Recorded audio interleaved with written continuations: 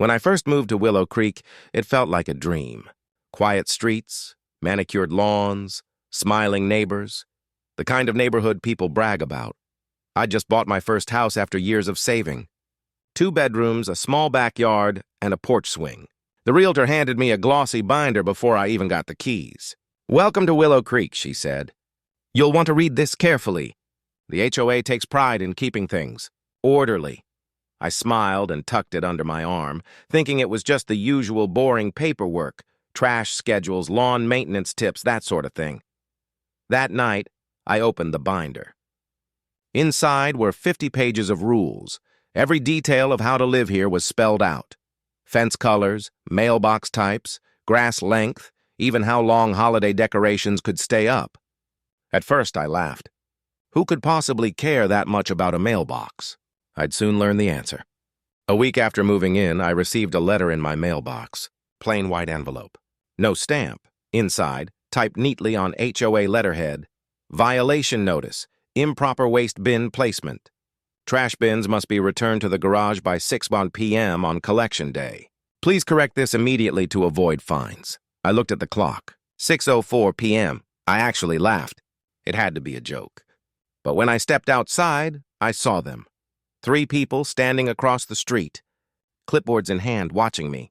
One of them, a tall woman with silver hair and mirrored sunglasses, lowered her pen when she saw me looking. She smiled. That was my first introduction to Marjorie Hale, the HOA president. Over the next few weeks, the letters kept coming. Grass exceeds 2.5 inches. Unauthorized porch ornament. Improper lighting visible after 10 p.m. Every single one came with a photo attached, printed, time-stamped, sometimes taken through my blinds. At first, I thought maybe someone had it out for me. I even considered asking my neighbors. But every time I tried to strike up a conversation, they smiled politely and shut their doors. One night, I looked out the window at 2 a.m. A golf cart was idling at the corner, headlights off. A flashlight beam flickered briefly across my lawn. I stepped onto the porch and called out, "Hey!" "Who's there?" The beam clicked off. The cart rolled away in silence. After my 4th violation, I was invited to an HOA meeting. It was held in the community center, a spotless white building at the end of Willow Creek Drive. When I entered, every chair was already filled. Everyone wore the same neutral expression, as if rehearsed. Marjorie sat at the head table. "Mr. Daniels," she said, motioning for me to sit, "we're glad you could join us." The way she said glad made my stomach twist. She began listing my infractions, clicking through a slideshow of photos, each one of my property, each one taken at different hours. When I asked how they got those pictures, Marjorie smiled. "The HOA maintains a neighborhood watch for everyone's safety," she said. "We look out for each other." I asked who exactly "we" was. Her smile didn't move, but her voice dropped half an octave. "Everyone who wants to belong." After the meeting, I tried to leave quietly, but Marjorie stopped me at the door. "Adjusting can be difficult," she said, "but participation helps. We have a volunteer committee, Community Standards Enforcement. Would you be interested in joining?" I almost laughed in her face.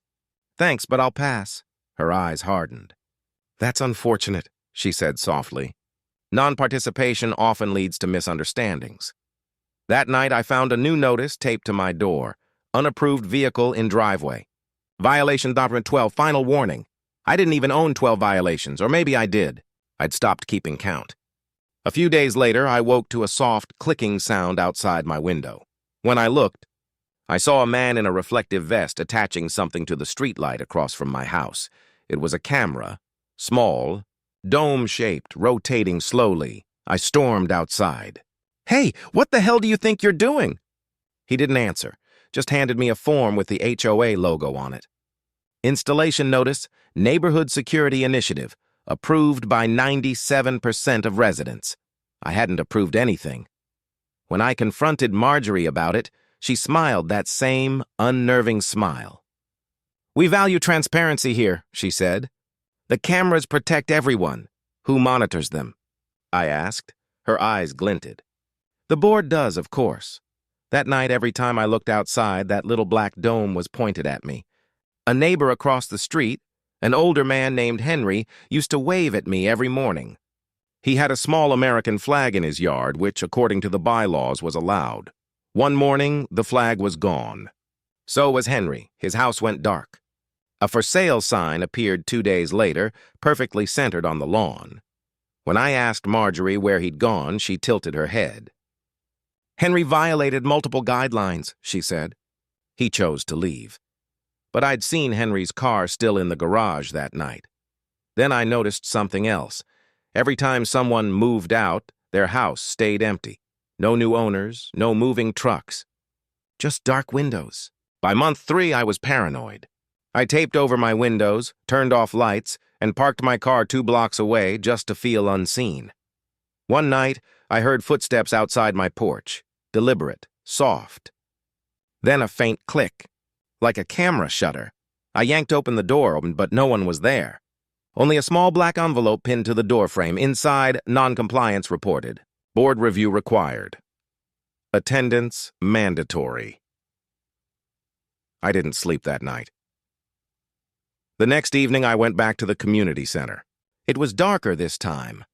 The lights dim, air colder. Only 5 people sat around the long table. Marjorie and 4 others I'd never seen before. Their faces were blank, their movements synchronized. "Mr. Daniels," Marjorie began, "you've been observed violating multiple rules, ignoring notices, and displaying hostility toward the board." "I haven't done anything wrong," I snapped. "You people are insane!" She leaned forward, voice calm. "Do you wish to remain part of Willow Creek, Mr. Daniels?" The way she said it made it sound less like a question and more like a threat. When I didn't answer, the man beside her spoke, flat and emotionless. "Removal recommended." The others nodded in unison. Marjorie smiled. Then it settled. That night I packed a bag. I didn't care about the mortgage anymore. I just wanted out. But when I turned the key in my car ignition, nothing happened. The battery was dead. I grabbed my phone. No signal. Outside, the streetlights flickered on one by one, illuminating the quiet road. Every porch light in the neighborhood blinked in the same rhythm. On, off, on, off. Then, all at once, the lights turned off. From the darkness, I heard the faint hum of a golf cart engine.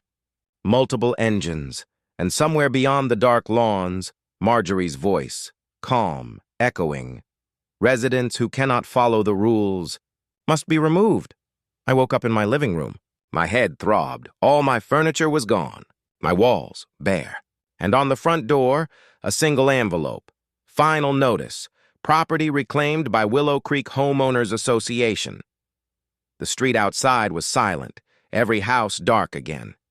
I stumbled to the window. The dome camera across the street turned, focusing directly on me. I whispered, "What do you want from me?" The red light on the camera blinked once, then twice. Then it stayed on. A month later, Willow Creek listed my home for sale again.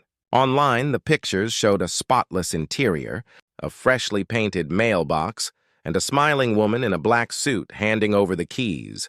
Her name was Marjorie Hale, and the listing description read, "Willow Creek, a quiet, safe community where everyone follows the rules."